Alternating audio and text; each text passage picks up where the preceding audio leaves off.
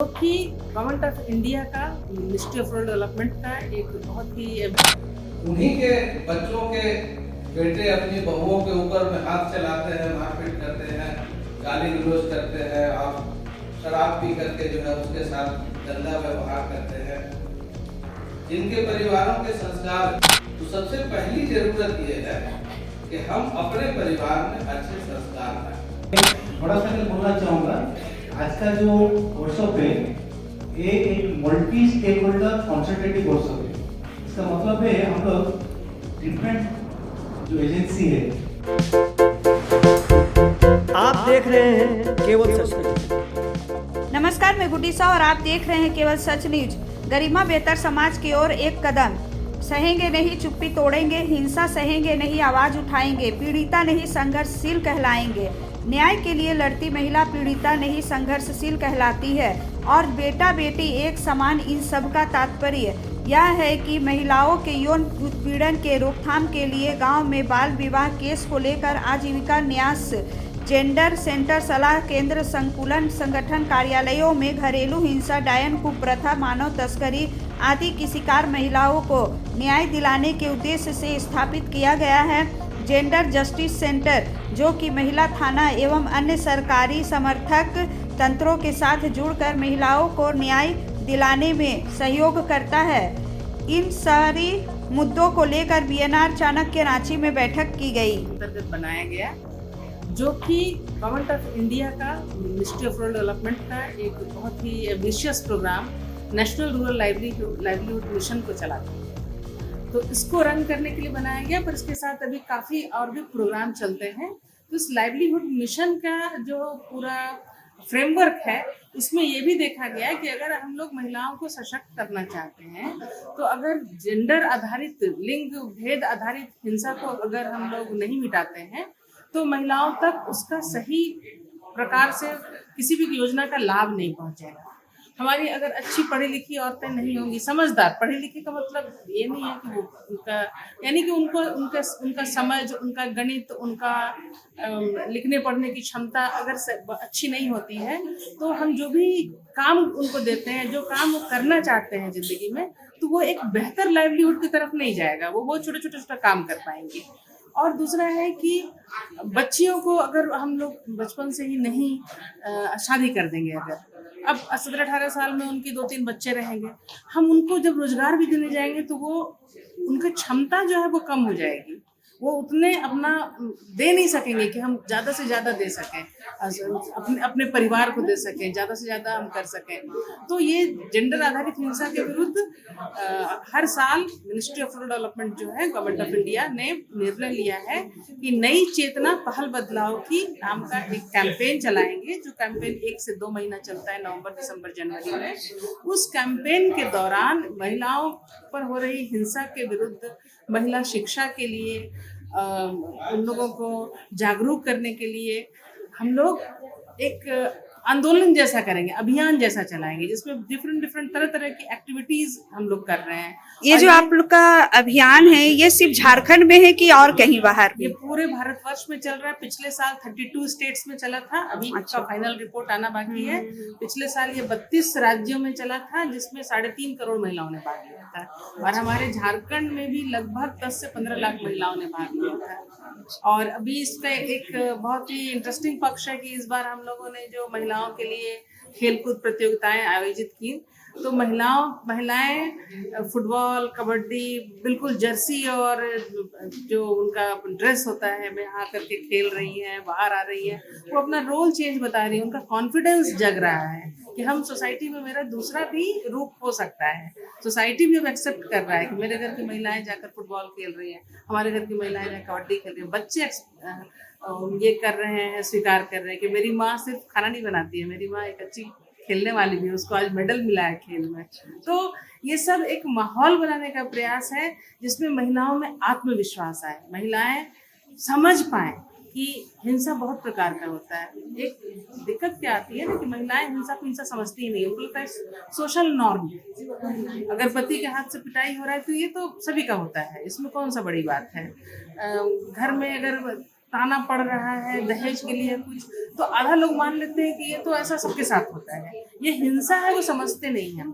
तो ये कैंपेन इसलिए भी है कि मानसिक हिंसा हो, शारीरिक हिंसा हो, भावनात्मक हिंसा हो, आर्थिक हिंसा हो, ये सब हिंसा है। ये और सब आप हिंसा को समझिए। आप लोग खुद अपने तरीका से हैंडल करते हैं या फिर आप लोग कानून का सहारा लेते हैं? हम इसके लिए हम लोग ने पूरा एक सिस्टम, हम लोग तंत्र बना रहे हैं। वो तंत्र इस तरह से बन रहा है कि हमारे जो गांव में ग्राम संगठन है, वहाँ ग्राम संगठन में सामाजिक कार्य समिति होती है। तो छोटी मोटी घटनाएं जब होती हैं, कोई शिकायत होता है, तो वहीं पर गांव के लोग ही बैठ के सुलझा देते हैं। गांव की महिलाएं पंचायत। जाकर, पंचायत तक नहीं पहुंचता है, गांव स्तर पर ही महिलाएं। और हमारा गांव में बदलाव मंच है, जिसमें 5 सर्विस प्रोवाइडर हैं, उसमें पंचायत प्रतिनिधि हैं, उसमें सहिया है, उसमें आंगनबाड़ी वर्कर हैं, उसमें स्कूल टीचर है, उसमें राशन डीलर है, जो कि गांव में प्रभुत्व रखते हैं। तो उनके बीच में मैटर जाता है, बीओ सैक कमेटी ले जाती है और उनके मदद से एक मतलब जिसको कहते हैं रिकंसाइल कर दिया जाता है, जो रिकंसाइल होने लायक है।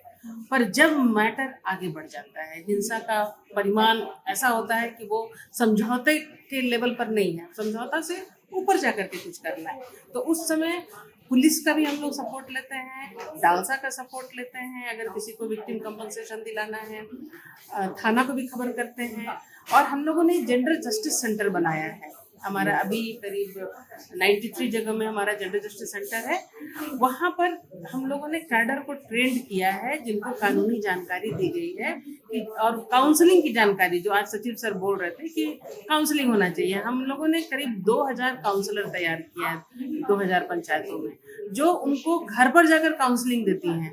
वो जब उनके पास आती हैं तो उनको काउंसलिंग करती हैं कि इस स्थिति से कैसे उनको मानसिक भी थोड़ा रिलीफ मिले और उनको एक सहारा मिले कि है कोई मेरे साथ, मेरे पीछे खड़ा, जो मेरी मदद के लिए है। और उसी gender justice centre, resource centre को मजबूत करने के लिए ये कार्यशाला बुलाई गई, जिसमें सभी विभागों के लोग आए हैं, क्योंकि हर विभाग के पास कुछ न कुछ योजना है महिलाओं के लिए।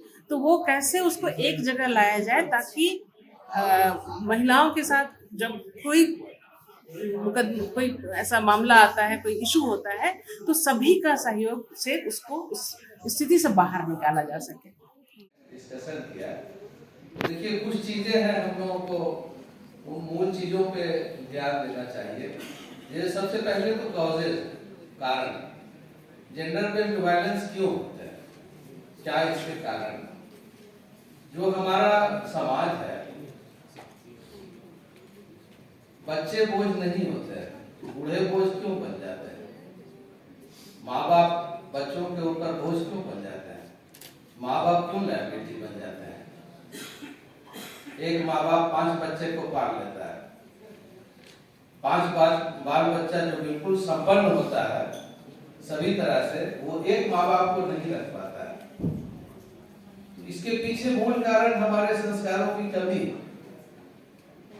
और जहां भी वायलेंस है, हम लोग देखते हैं कि ज्यादातर वैसे ही घर इसमें शामिल होते हैं, उन्हीं के बच्चों के बेटे अपनी बहुओं के ऊपर में हाथ चलाते हैं, मारपीट करते हैं, गाली गलौज करते हैं और शराब पी करके जो है उसके साथ गंदा व्यवहार करते हैं, जिनके परिवारों के संस्कार अच्छे नहीं है। तो सबसे पहली जरूरत यह है कि हम अपने परिवार में अच्छे संस्कार लाएं। हम जब तक अपने परिवार में अच्छे संस्कार नहीं लाएंगे, हम लाख कानून बना लें, कहीं से भी हम इसको रोक नहीं सकते। दूसरी बात यह है कि देखिए महिलाएं हैं, बेटियां हैं, जो भी हैं, अपने आप में वो सबसे बड़ी ताकत खुद है। इस बात को वो महसूस करें। अगर आप ताकतवर नहीं हैं तो आपको दुनिया की कोई ताकत मदद नहीं पहुंचा सकती। आप खुद को ताकतवर बनाएं। सेक्रेटरी सर भी बोल रहे थे, योगदान करेंगे। और इस कार्यशाला में जो बहुत सारे सिविल सोसाइटी ऑर्गेनाइजेशन से ज्वाइन कर रहे हैं, लेकिन ट्रांसफॉर्मिंग इंडिया फाउंडेशन और प्रधान दोनों ऑर्गेनाइज संस्था है, वो इस वर्कशॉप में टेक्निकल हेल्प करेंगे। और हमारा JSLPS से काफ़ी स्टेट लेवल से, डिस्ट्रिक्ट लेवल से, ब्लॉक लेवल से भी हमारा टीम मेंबर ज्वाइन किए हैं। मैं उनको भी स्वागत करता हूँ। कुछ मीडिया से लोग आए हैं, उनको स्वागत करता हूँ। तो मैं थोड़ा सा बोलना चाहूँगा, आज का जो वर्कशॉप है ये एक मल्टी स्टेक होल्डर कॉन्सल्टेटिव वर्कशॉप है। इसका मतलब है हम लोग डिफरेंट जो एजेंसी है और डिपार्टमेंट है उनका बारे में जानेंगे। वो लोग कैसे अपना डिपार्टमेंट में जेंडर रिलेटेड चीज को अड्रेस कर रहे हैं और कैसे वो सोसाइटी को कंट्रीब्यूशन कर रहे हैं कि जो वायलेंस अगेंस्ट जो वुमेन होते हैं कि जो घरेलू हिंसा होता है उसके लिए हम लोग मिलके क्या कर पाएंगे। हम लोग सबका सुझाव लेंगे और जैसे कि बोला जा रहा है कि एक कम्युनिटी ड्रिवन प्रोसेस है।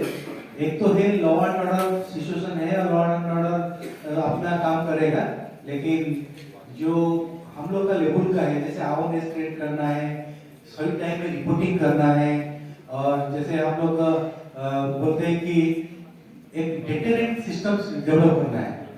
और ये चीज है, ये तो काफी टाइम लगेगा जेंडर बेस्ड वायलेंस बंद होने के लिए, लेकिन ऐसा एक माहौल बनाएंगे, ऐसे डेटरेंट सिस्टम करेंगे कि जो वायलेंस करने वाला उनका मन में डर आएगा और वो ये चीज धीरे धीरे कम होता रहेगा। और बाकी एक जो मैं बोला था कि अभी जो livelihood promotion to set the context of the workshop and welcome the participant. So please welcome you. Thank you.